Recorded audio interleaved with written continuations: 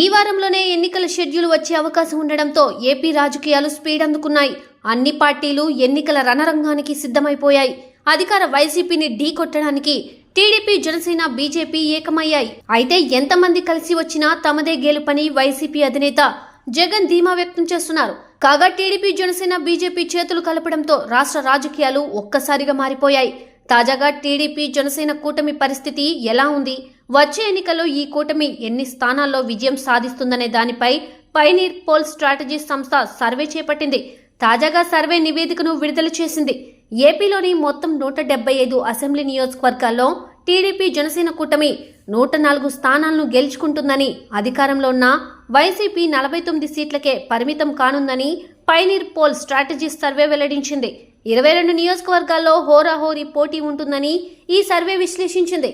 ఇక పార్లమెంటు స్థానాల్లో సైతం టీడీపీ, జనసేన కూటమి విజయం సాధిస్తుందని, దానికి 18 స్థానాలు వస్తాయని తెలిపింది. వైసీపీ కేవలం 7 స్థానాలకే పరిమితమవుతుందని పేర్కొంది.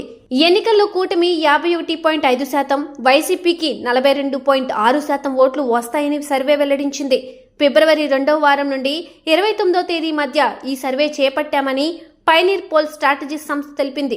ఈ సర్వే కోసం రాష్ట్రంలోని 175 సెగ్మెంట్ల నుండి 53,000 మంది అభిప్రాయాలను సేకరించామని, సర్వేలో పాల్గొన్న వారిలో 54% మంది పురుషులు, 46% మంది మహిళలు ఉన్నారని వివరించింది.